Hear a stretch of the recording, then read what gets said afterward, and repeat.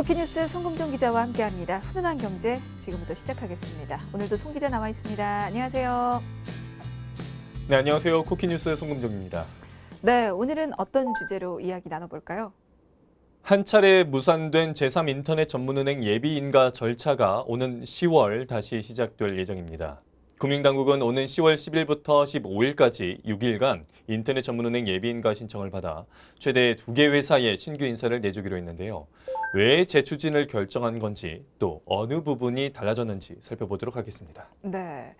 지난 5월에 신규 인터넷 전문은행의 인가 심사 결과 금융위원회가 두 곳이 제출한 예비 인가 신청을 모두 불허했습니다. 그런데 이제 2달 만에 다시 신청을 받겠다는 발표가 나왔는데요. 좀 관련해서 살펴보고 가겠습니다. 먼저 당시 상황부터 좀 보도록 할게요. 당시에 예비 인가 신청 불허를 했는데 왜 그런 겁니까? 당시 심사를 담당했던 외부평가위원회에 따르면 한 곳에 대해서는 사업 혁신성이 부족하며 다른 곳은 대주주의 출자 능력을 신뢰할 수 없어 안정성이 떨어진다는 이유를 들었습니다.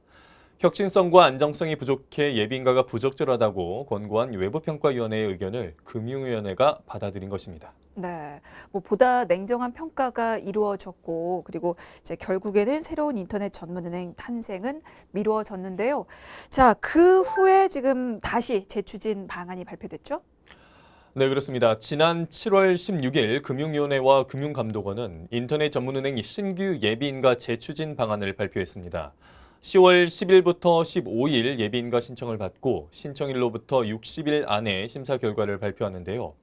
인가 신청 후 1개월 안에는 최종 심사 결과를 낼 예정이기 때문에 이르면 올해 안에 새 인터넷 전문은행이 나올 수도 있습니다. 네, 이번에는 최대 2곳까지 인가를 허가해 주겠다고 밝혔는데요. 인가를 받게 되면 기존에 운영되고 있던 인터넷 전문은행과 같은 방식으로 운영할 수 있는 거죠?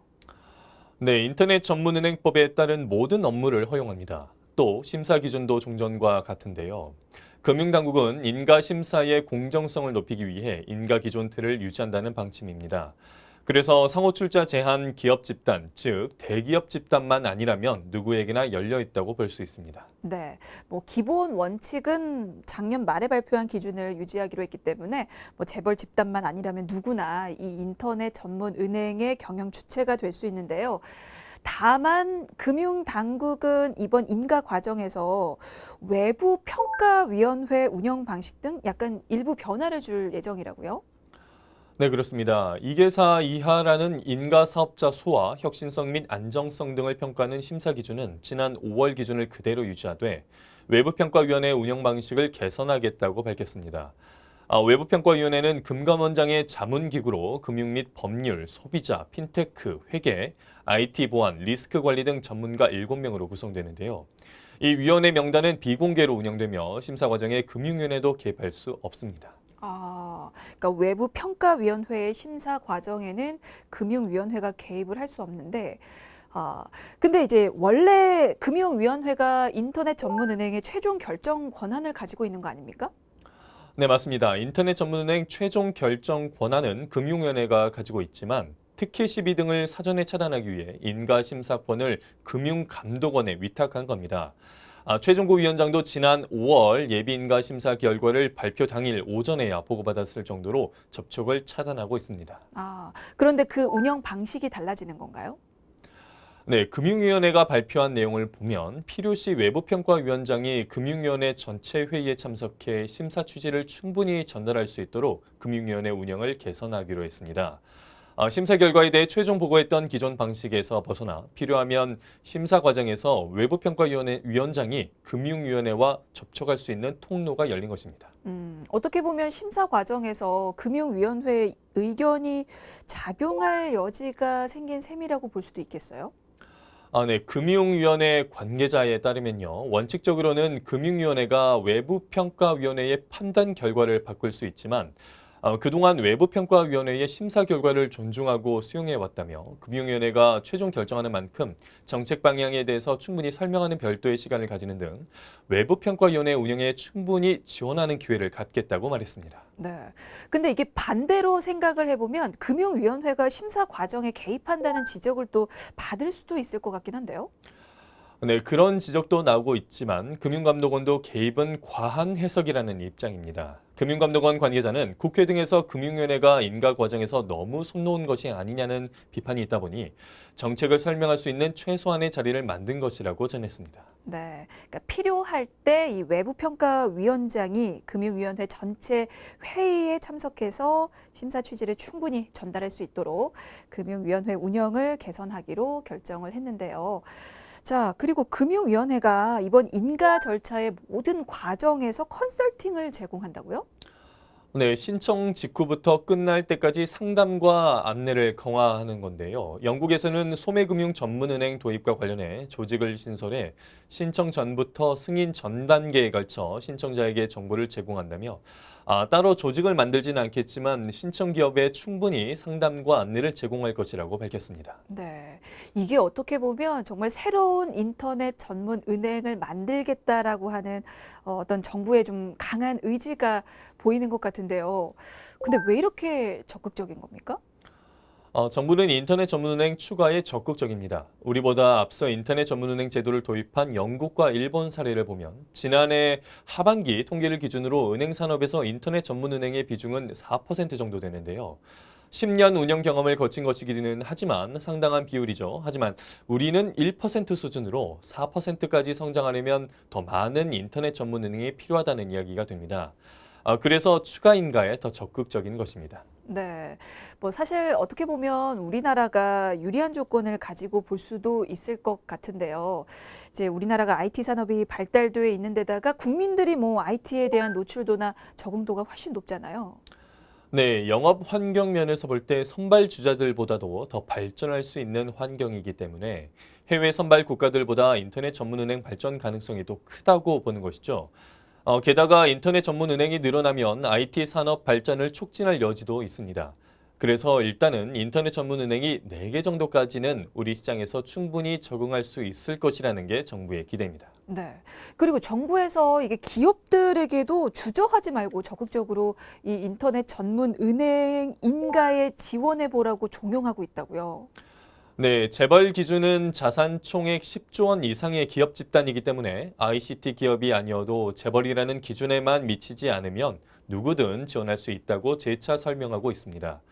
해외 사례 설명도 세세하게 하고 있는데요. 영국은 유통업체가, 중국은 전자상거래 업체나 전자업체가 인터넷 전문은행을 만들었고, 일본도 전자상거래 업체와 편의점 체인 주도의 인터넷 전문은행이 있는 만큼 더 많은 기업들의 도전을 바라고 있습니다. 네. 근데 실제로 현재 운영 중인 인터넷 전문 은행 중에 한 곳은 너무나 좋은 성과를 얻고 있잖아요. 네, 그렇습니다. 지난 2017년 출범한 한 인터넷 전문은행이 올해 순이익 첫 흑자를 기록한 데 이어서 계좌 개설 고객 1,000만 명을 달성하는 등 거센 성장세를 보이고 있습니다. 올해 1분기 당기 순이익 65억 6,600만 원을 시현하며 인터넷 전문은행 출범 후 첫 흑자를 기록했는데요. 설립 후 6분기 만에 이루어낸 성과로 흑자 전환까지 최소 3년 이상 소요될 것이라는 금융권의 예상을 깬 것이라 더 주목받고 있습니다. 네. 자, 지금 흑자를 기록하고 있는 이 한 곳이 어딘지는 다들 아실 것 같은데 반대로 또 나머지 다른 또 인터넷 전문은행은 반대 상황을 겪고 있죠. 네, 지난 4월 2주년을 맞이한 이 인터넷 전문은행은 출범 이후 적자 행진을 이어가며 1분기 241억 원의 손실을 냈습니다. 지난해 1분기보다는 53억 원가량 확대된 것으로 고객 수도 다른 인터넷 전문은행의 10분의 1 수준인 100만 명에 머물러 있습니다. 네. 그동안 뭐 부족한 자금력 탓에 수없이 대출 영업을 중단해 왔는데요. 자본금 문제가 여전하기 때문에 10월부터 이 제3 인터넷 전문은행 예비 인가를 시작하는 것도 사실은 달갑지 않은 소식일 수도 있을 것 같아요. 네, 그렇습니다. 이르면 올해 말 신규 은행이 탄생할 텐데 그렇게 되면 신규 인터넷 전문은행은 초기 고객 확보를 위해 공격적인 영업에 나설 수 있습니다. 그렇게 되면 기존에 운영 중이지만 자본이 부족한 은행의 대응 여력은 크지 않아 자칫 경쟁에서 밀릴 수 있게 됩니다. 네. 하지만 금융당국에서는 지금 또 한 번의 기회를 마련한다고 발표를 했고, 시장에서는 또 누가 도전장을 내밀 것인지에 대한 관심이 높은데요.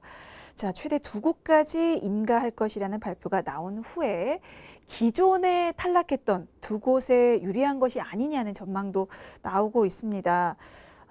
어떻습니까? 그 2곳이 지금 재도전을 할 것으로 예상을 하고 있습니까? 두 곳 모두 예비인가 재추진에 관해 아무것도 결정되지 않았다는 입장을 보이고 있습니다. 먼저 한 곳은 인터넷 전문은행 인가 신청에 다시 참여할지 말지 자체가 결정되지 않은 상황이라고 밝혔고요. 또 다른 곳은 재추진 여부는 논의 중인 사항으로 현재로서는 공식적으로 밝힐 단계가 아니라고 밝혔습니다. 네, 2곳 모두 현재 신중한 입장을 보이고 있는 것 같은데요. 아직까지는 참여사가 뚜렷하게 드러나지 않았지만 금융위원회가 비금융사의 도전을 기다리고 있다고요? 네, 금융위원회는 이번 인가에서는 전자상거래, 스마트 가전 및 유통 대기업들이 적극 신청하는 것을 독려하고 있습니다. 인터넷 전문은행법상 자산 10조 원을 넘지 않는 기업은 금융위원회의 승인으로 인터넷 전문은행 의결권 지분을 34%까지 소유할 수 있기 때문에 전자상거래 업체 등이 인터넷 전문은행의 기반이 될 수 있다는 것입니다. 그렇다면 비금융사와 금융사가 이 인터넷 전문은행 컨소시엄을 형성할 확률도 혹시 있을까요? 네, 지분 투자 등으로 기존 인터넷 전문은행에 참여하지 않은 금융사들은 재무적 투자자로 참여하는 등 모든 가능성을 열어두고 있는 상황입니다. 금융 및 주요 업계에 따르면 지난 5월 인터넷 전문은행 심사에서 떨어진 기업이 편의점, 이커머스 업체 등과 인터넷 전문은행 컨소시엄을 형성할 확률이 높게 점쳐지고 있습니다. 네, 이번에 인터넷 전문은행 신규 인가에서 금융위원회가 정보통신 기업이 아닌 전자상거래 및 이커머스 업체도 경영권을 가질 수 있다는 점을 강조하고 있습니다. 그러면 이커머스 업체의 어떤 진출 가능성에도 무게가 실리는 거 아닌가 그런 생각도 좀 드는데요. 네, 여러 업체가 물망에 오르고 있는데 지배주주가 외국 자본이라 회의적인 견해도 있습니다. 그래서 업계에서는 이미 자동화 기기와 유통 데이터를 확보하고 있는 편의점에 주목하고 있는데요. 편의점에서 일정 부분 금융 서비스를 담당하고 있고 업무 협약을 맺은 은행들도 많기 때문에 편의점 업계의 진출도 고려해 볼 수 있습니다. 네, 외국 사례처럼 전자상거래 그리고 유통업체가 이 인터넷 전문은행에 도전을 할지 주목을 좀 받고 있는데요. 대형 ICT 기업은 참여하지 않을까요? 네, 아마도 참여하지 않을 것으로 현재 예상이 되고 있습니다. 이미 자회사에서 일본과 인도네시아에서 이미 은행 설립에 박차를 가고 있고 국내에서 은행을 설립하지 않는다고 했기 때문에 이번에도 참여하지 않을 것으로 현재 전해지고 있습니다. 그러면 과거 컨소시엄을 형성했던 금융사들은 어떤 입장입니까? 모든 가능성을 열어두고 있다는 점을 강조하고 있습니다. 먼저 한 곳은 인터넷 전문은행의 혁신성과 기술을 담보할 수 있는 ICT 기업 중 어느 곳이 참여를 하는지 보고 은행 철학과 잘 맞는 곳이 나오면 고려할 것이라고 답변을 했고요. 또 다른 곳 역시 기술력을 가진 대형 기업이 나오면 모든 금융사들이 적극적으로 투자할 것이라고 말했습니다. 네, 자 이렇게 금융위원회가 다시 한번 인터넷 전문 은행 신규 인가 재추진 방안을 발표했는데요. 어떤 기업들이 도전장을 내밀지 또 어떤 결과가 나올지 좀 더 지켜봐야 되겠습니다. 자, 훈훈한 경제 오늘은 여기까지고요. 지금까지 쿠키뉴스 손금종 기자였습니다. 고맙습니다. 고맙습니다.